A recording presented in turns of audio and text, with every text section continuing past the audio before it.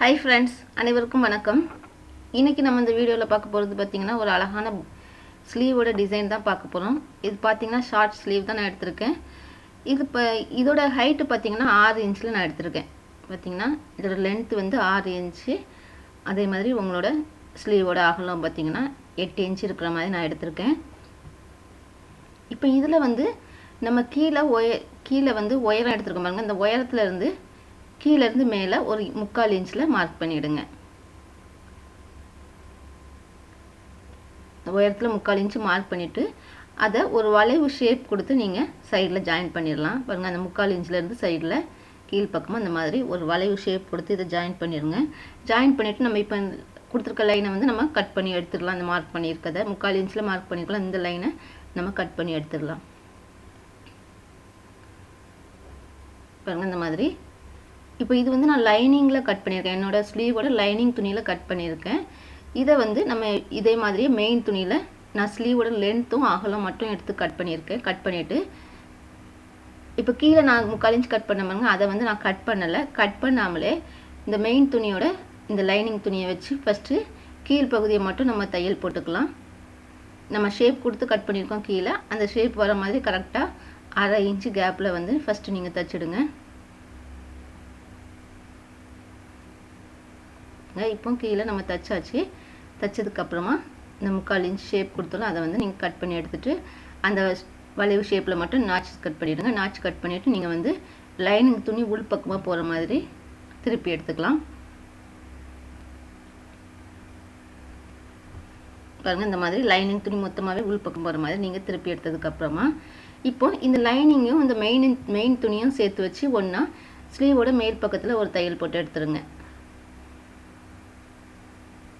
பாருங்க இந்த மாதிரி தையல் போட்டதுக்கு அப்புறம் இந்த லைனிங் தான் நமக்கு கரெக்ட்டான அளவு. இதை விட எக்ஸ்ட்ரா ஸ்லீவோட துணி இருந்ததுன்னா நீங்க வந்து அதை கட் பண்ணி எடுத்துறலாம். பாத்தீங்கன்னா எனக்கு ஒரு 1/4 இன்ச்சுக்கு வெளியில துணி இருக்கு. அதை நான் கட் பண்ணி எடுத்துறேன். இப்போ இத கட் பண்ணதுக்கு அப்புறமா இதுக்கு கான்ட்ராஸ்டா இன்னொரு கலர் துணி எடுத்துக்கேன். ஸ்ட்ரைட் பீஸ்ல எடுத்துக்கேன். உங்களோட ஸ்லீவுக்கு ஏத்த மாதிரி அந்த கலர் எடுத்துடுங்க.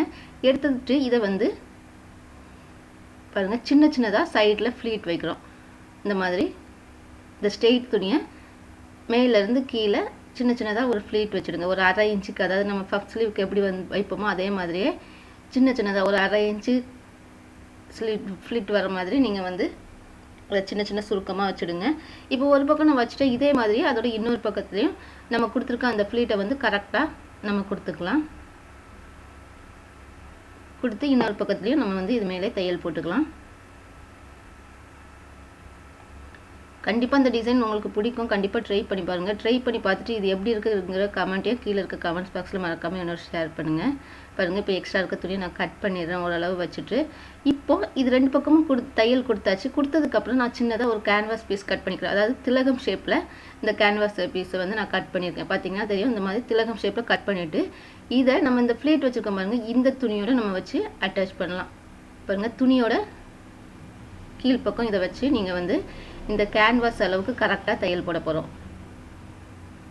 பாருங்க இந்த மாதிரி துணியோட கீழ் பக்கம் இந்த கேன்வாஸை வச்சு இந்த கேன்வாஸ் மேல ஓரமா இந்த கேன்வாஸ் எதுல இருக்குதோ அந்த அளவுக்கு ஓரமா கேன்வாஸ் மேல ஒரு தையல் போட்டு எடுத்துக்கலாம்.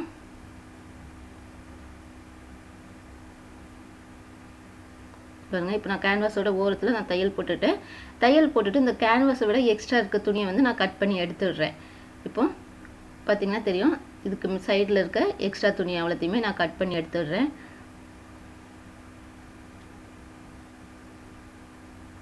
பாருங்க இப்போ இது பாத்தீங்கன்னா தெரியும் நம்ம திலகம் ஷேப்ல கட் பண்ண அந்த ஷேப்புக்கு கரெக்ட்டா அந்த ஃப்ளீட் வந்துருச்சு. இப்போ இத வந்து ஸ்லீவோட சென்டர் பகுதியில நம்ம அட்டாச் பண்ண போறோம். சென்டர் பகுதியில அட்டாச் பண்ணும்போது கீழ இருந்து ஒரு 1 இன்ச்சுக்கு மேல கேப் விட்டுட்டு அதுக்கு மேல இத வந்து அந்த திலகம் வந்து கீழ நோக்கி இருக்கிற மாதிரி வச்சு நீங்க பின் பண்ணிடுங்க. எந்த இடத்துல நீங்க ஃபிக்ஸ் பண்ண போறீங்களோ அந்த இடத்துல வச்சு பின் பண்ணிட்டு நீங்க தைக்கும்போது கரெக்ட்டான இடத்துல அது வந்து ஃபிக்ஸ் ஆயிடும்.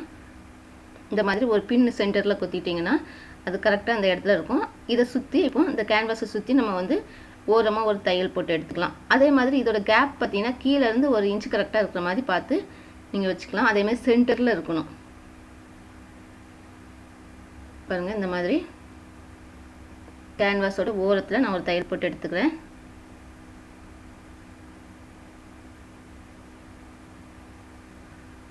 இப்போ கேன்வாஸோட ஓரம் நம்ம தைச்சாச்சு.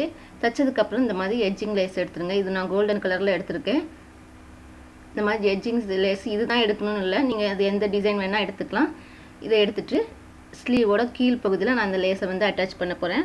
அட்டாச் பண்ணும்போது நம்ம ஸ்லீவோட கீழ் பகுதியில் எந்த அளவுக்கு நம்ம ஓரத்தில் வைக்க முடியுமோ அந்த அளவுக்கு ஓரமாக வைங்க. அதே மாதிரி நான் சென்டரில் வரும்போது பார்த்தீங்கன்னா அதில் ஃப்ளீட் கொடுத்து நான் திருப்ப போகிறதில்ல, அப்படியே ஒரு வளைவு ஷேப்புக்கு ஏற்ற மாதிரி நான் அந்த லேஸை வந்து திருப்பும்போது உங்களுக்கு அந்த ஷேப் நல்லாயிருக்கும். அதேமாதிரி லேஸோட ஓரத்தில் தைக்கிறேன். தைச்சிட்டு எக்ஸ்ட்ரா இருக்கிறத கட் பண்ணி எடுத்துடலாம். இப்போ இந்த லேஸ் நம்ம எட்ஜிங் லேஸ் தைக்கும்போது லேஸோட 2 பகுதியிலுமே நம்ம வந்து தையல் போடணும்.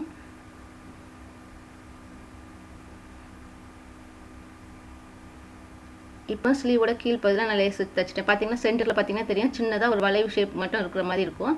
இந்த மாதிரி ஷேப் கொடுத்து நீங்கள் தைச்சி எடுத்துக்கலாம். இப்போ அதே மாதிரி ஸ்லீவோட அந்த லேஸோட ஒரு 1/2 இன்ச்சு மேல் பக்கத்தில் பழையபடி இந்த லேஸை வைக்கிறேன். 1/2 இன்ச்சு கேப் விட்டுருக்கேன் 2க்கும் இடையில விட்டு நம்ம தைக்கும்போது சென்டரில் வரும்போது இந்த கேன்வஸை சுற்றி, அதாவது சென்டரில் வச்சுருக்க இந்த கேன்வஸை சுற்றி நம்ம அந்த லேஸை கொண்டு வரணும். பாருங்கள், நம்ம ஏற்கனவே வந்து கேன்வாஸில் தையல் போட்டுக்கிறதுனால அந்த கேன்வாஸ் எந்த இடத்துல நகராது. இது மேலேயே கேன்வாஸோட ஓரத்தில் எந்த அளவுக்கு அந்த துணி வந்து வெளியில் தெரியவே கூடாது, அந்த கேன்வாஸ் துணி வந்து வெளியில் தெரியாத அளவுக்கு இந்த லேஸை வச்சு நீங்கள் வந்து ஓரமாக தையல் போட்டு எடுத்துடுங்க.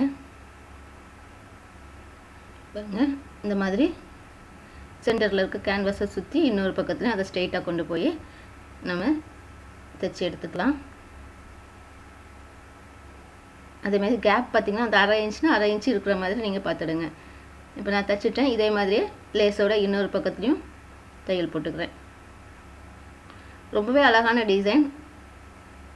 அதாவது உங்களோட சில்க் சாரினாலும் சரி, ஃபேன்சி சாரினாலும் இந்த மாதிரி டிசைன் பண்ணும்போது ரொம்பவே அழகாக இருக்கும். அதேமாதிரி ஈஸியாகவும் நீங்கள் வந்து இதை கட் பண்ணி ஸ்டிச் பண்ணிடலாம். நிறைய கட் கொடுக்கணும் அப்படிங்கிறது இல்லை. பாருங்கள், இப்போ இதை வந்து நான் ஸ்டிச் பண்ணியாச்சு. சென்டர் கரெக்டாக இருக்கிற மாதிரி நமக்கு ஈக்குவலாக கரெக்டாக இருக்குது சென்டர் லைனு. இப்போ இதில் வந்து நான் சின்ன சின்ன பீட்ஸ் வந்து இதில் தைக்க போகிறேன். பாருங்கள், இந்த மாதிரி சின்னதாக பீட்ஸ் எடுத்துருக்கேன் கோல்டன் கலரில். இல்லை பீட்ஸ் வேணான்னா நீங்கள் ஸ்டோன் கூட வச்சுக்கலாம். இந்த பீட்ஸை வந்து எதில் தைக்க போகிறேன்னா நான் சின்ன சின்ன ஃப்ளீட் கொடுத்துருக்கேன் பாருங்கள். இந்த ஃப்ளீட்டில் சென்டர் பகுதியில் நான் தைக்கிறேன். அந்த லைன் வந்து சென்டரில் கரெக்டாக வர்ற மாதிரி நீங்கள் வைங்க. அதே மாதிரி ஒவ்வொரு ஃப்ளீட்டுக்கும் ஒரு பீட்ஸ் வைங்க. பாருங்கள், இதே மாதிரி அடுத்த பீட்ஸில் அந்த ஃப்ளீட்டில் கரெக்டாக அந்த பீட்ஸ் வர்ற மாதிரி நீங்கள் வைக்கணும். அதே மாதிரி கீழேருந்து மேலே பார்க்கும்போது சென்டர் லைனில் கரெக்டாக இருக்கிற மாதிரி இந்த பீட்ஸை வந்து நீங்கள் வைங்க. இதே மாதிரி எல்லா ஃப்ளீட்லேயுமே வந்து நான் பீட்ஸ் வச்சு தைச்சிக்கிறேன். ஏற்கனவே நான் சொன்ன மாதிரி பீட்ஸ் வேணாம் அப்படின்னா நீங்கள் ஸ்டோன் வச்சு கூட நீங்கள் அதில் கம் போட்டு ஒட்டிடலாம். கண்டிப்பாக ட்ரை பண்ணி பாருங்கள். உங்களோட ப்ளவுஸ்க்கு ரொம்பவே அழகாக இருக்கும். அதே மாதிரி ஃபேன்சியாகவும் இருக்கும். பாருங்கள், இப்போ ஃபுல்லாகவே நான் பீட்ஸ் வச்சு முடிச்சுட்டேன். அதேமாதிரி பார்த்தீங்கன்னா சென்டர் லைன் அந்த சென்டர் கரெக்டாக வர்ற மாதிரி இருக்குது. இந்த மாதிரி நீங்களும் உங்களோட ஸ்லீவை வந்து ரெடி பண்ணி எடுத்துக்கலாம். ஒரு அழகான ஸ்லீவ் டிசைன் எப்படி அப்படிங்கிறது கட் பண்ணி ஸ்டிச் பண்ணுறது அப்படிங்கிறதான் பார்த்துருப்பீங்க இன்றைக்கி வீடியோவில். இந்த டிசைன் கண்டிப்பாக உங்களுக்கு பிடிச்சிருக்கும். பிடிச்சிருந்தா கீழே இருக்க தம்ஸ் அப் பட்டனை கிளிக் பண்ண மறக்காதீங்க. அதே மாதிரி உங்கள் ஃப்ரெண்ட்ஸ் யாருக்காவது இந்த ஸ்லீவ் டிசைன் தேவைப்பட்டுனா மறக்காமல் ஷேர் பண்ணுங்கள். இன்றைக்கி இந்த வீடியோவில் ஒரு அழகான ப்ளவுஸ் ஸ்லீவ் டிசைன் வந்து எப்படி கட் பண்ணி ஸ்டிச் பண்ணுறது அப்படிங்கிறதான் பார்த்துருப்பீங்க. கண்டிப்பாக இந்த வீடியோ பிடிச்சிருந்தாலோ இல்லை இதே மாதிரி இன்னும் நிறைய வீடியோஸ் வேணாலும் மறக்காமல் என்னோடய சேனலை சப்ஸ்கிரைப் பண்ணுங்கள். அதே மாதிரி பக்கத்தில் வர பெல் பட்டனையும் மறக்காமல் கிளிக் பண்ணிவிடுங்க. அது மட்டும் இல்லாமல் பக்கத்தில் இருக்க ஆல் பட்டனையும் மறக்காமல் ப்ரெஸ் பண்ணிவிடுங்க. இதே மாதிரி இன்னும் நல்ல வீடியோவோட மறுபடியும் நான் உங்களை சந்திக்கிறேன். பாய்.